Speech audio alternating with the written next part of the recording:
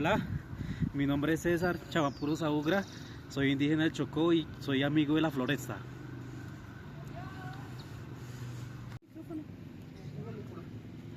Soy Joenny, soy en Verandovida, soy amiga de la florista.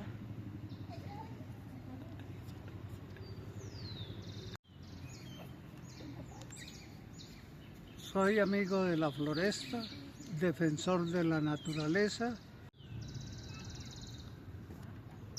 Hola, hola, cuéntanos qué hacen los amigos de la floresta.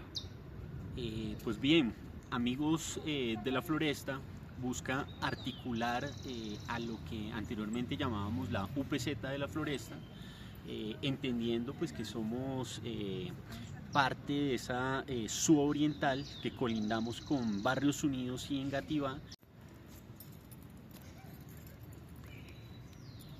La Sociedad de Amigos de la Floresta tiene vida desde hace 20 años. Somos principalmente defensores ambientales. Nosotros participamos en el programa Alerta por mi Ambiente defendiendo el río Salitre Juan Amarillo en el año 2024-2025.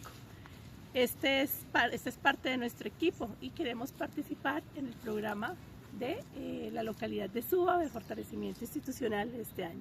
Mi nombre es Clara García Cabrales.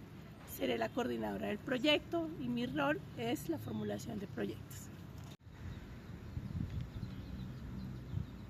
Somos amigos de la floresta.